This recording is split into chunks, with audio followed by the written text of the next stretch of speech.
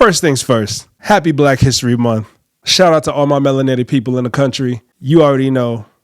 So I'll just say this. Recently, I have tapped into Frederick Douglass. I have been listening to something called the Willie Lynch letters. And if you don't know what those things are, please take the time to educate yourself. But these are things that are from our past that literally have psychological remnants today. And what's happening when I hear this is literally like a plan that was already set in place for us that we didn't know we were part of the plan. Right. We need to get to a point to where we are together, we are united, and we could come out on top. Because as it looks now, the way that our community is set up, we are falling behind, seriously behind. I'm working on some videos right now to where I'm going to explain this in further detail.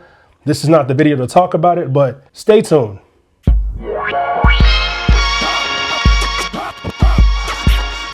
What's going on, everyone? This is your man, Brandon Geo, one half of Residual Impact. Hey, yo, check it. There's a major disconnect between Black men and Black women nowadays. And this is something that has started decades ago, even centuries ago. So today I'm going to be reading to you the Willie Lynch letter, which is also very well known as, I would like to call it the letter that is the reason the Black community is so broken, divided, and destroyed today. Not many people know of this letter, and till this day it is taught as a hoax so that we stay brainwashed and thus not unlearning the generational curses implemented on us from slavery, or like during slavery, that was meant to keep us down and oppressed till the year 2025. And heavy on divided, this letter was a huge, sick, sadistic division tactic and planned to literally divide and destroy the Black community for centuries. So let's get into this sick, weird ass shit. If you guys have made it this far, make sure you hit that subscribe button down below. And don't forget to click that notification bell so you never miss when we upload a new video for you. Make sure you guys leave a thumbs up. It's completely free and it goes a long way. Also, don't forget to leave a comment because we like to hear from y'all. We want to know what y'all think. Is the video good? Does it suck? Did you learn something from it? Just say hello. Put a smiley face. I don't care. Just write something. Interact. Communicate. We like those things. Now back to the video. Gentlemen, I greet you here on the bank of James River in the year of our Lord, 1712. First, I shall thank you, the gentlemen of the colony of Virginia, for bringing me here.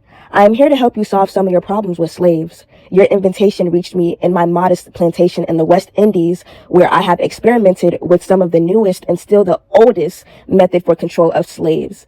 Ancient Rome would envy us if my program is implemented.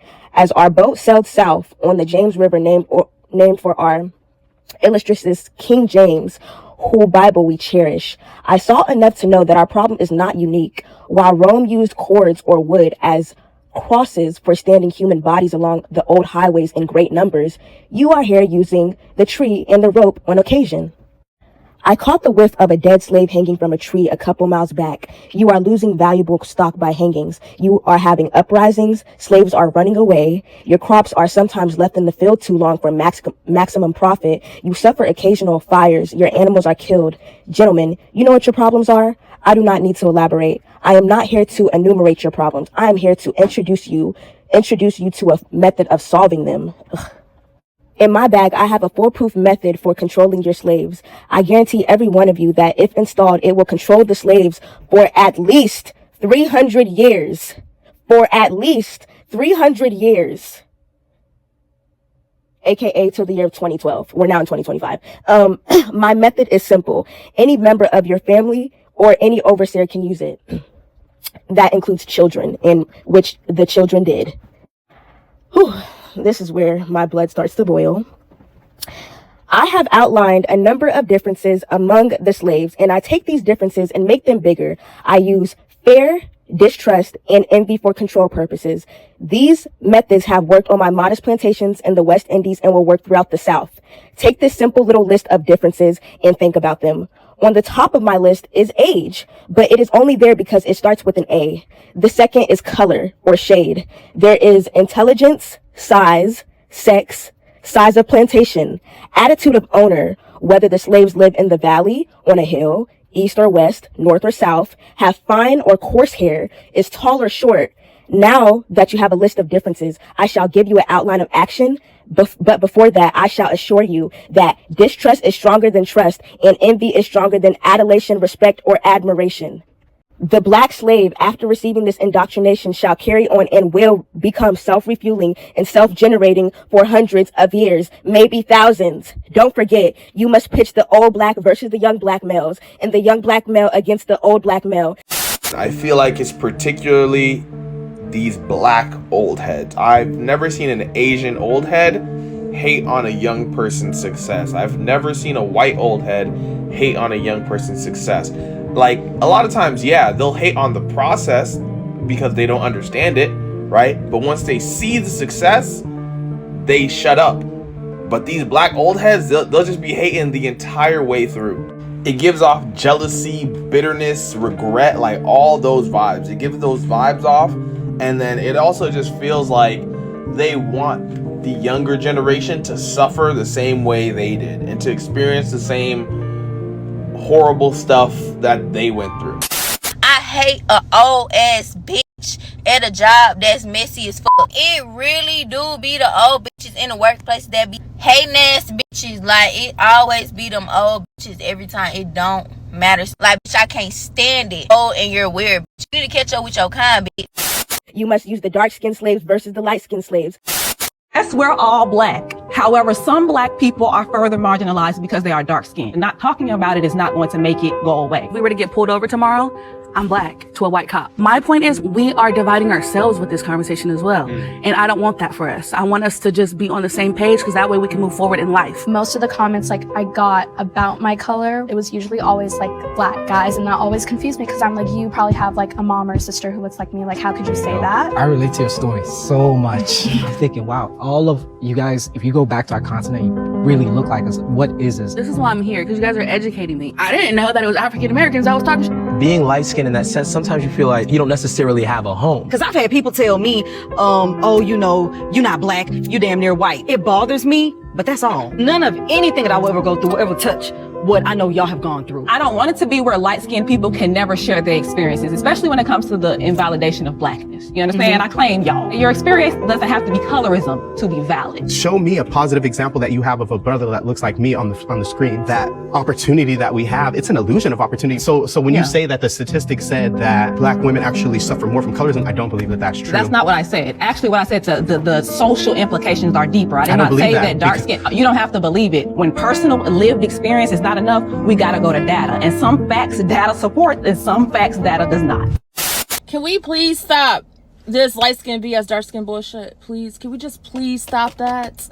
And to all the light skinned women that think they're better than the dark skinned women, y'all need to see some therapy. Y'all really need help. Y'all really cuckoo in the brain, okay? Why do y'all think y'all so much better than them? I just don't get it. I don't get it. I would never wake up one day and say, oh, I'm so much better because my skin color. That shit is trash. Y'all need therapy. Y'all need to actually be locked up for that. For real. You must use the female versus the male, and the male versus the female. Social media has become a place for non-stop gender wars. I'm talking every single day, every second of the day. Men versus women, women versus men. And all I'm gonna say is, if you have zero interest in exploring your sexuality to figure out if the opposite sex is what you actually like, then please, respectfully, shut the fuck up. Every single day, you wake up first thing in the morning, breath smell like ass, eyes got more cold than a Juneteenth cookout, and you get on there yapping about stuff that you don't even stand on in real life. For example, every single day, the women hop online talking about, oh my gosh, these men are so sassy. They used to go to war. What happened? Oh, you should know, because the men are still going to war. It's called your bedroom. Yeah, it's a lot of blasting going on in that motherfucker. Ain't no blanks in sight. Why? Because men are still introduced to your bedroom because you still like men. No, that's because y'all only good for one thing. And that's cool, because what you're basically telling men is that we don't need a commitment. All we need is for y'all to hate us so we can fondle the feline. And fellas, you ain't off the hook neither, because a lot of the behavior that you hate about women was caused by you. Yo, bro, he's simping. What is he talking about? Don't play dumb. Y'all be calling women gold diggers, but set the standard by tricking. How that work? Y'all be calling women 304s to try to shame them, but at the same time be in every IG model's comments dropping hard eyes and wedding rings, subscribing to OnlyFans and begging for feet pics. And I ain't gonna hold you. If I was a woman and a sucker wanna pay me O's for toes, I'd have had an OF link in my bio faster than Danielle Bergoldi. Come on now. So I say all that to say this. Both sides are hypocrites. Y'all don't really hate each other. This is just your way of coping with the fact that your dating life ain't going the way that you thought it would. So men, you can continue to consume your red pill podcast. Women, you can keep entertaining the nonsense that has straight men are red flags. But at the end of the day, until y'all physically stop desiring each other, then I need y'all to physically shut the f up. Respectfully, of course. You must always have your servants and overseers distrust all blacks, but it is necessary that your slaves trust and depend on us. Gentlemen, these kids are your keys to control. Use them. Never miss an opportunity. My plan is guaranteed, and the good thing about this plan is that if used intensely for 1 year, the slave will remain perpetually distrustful.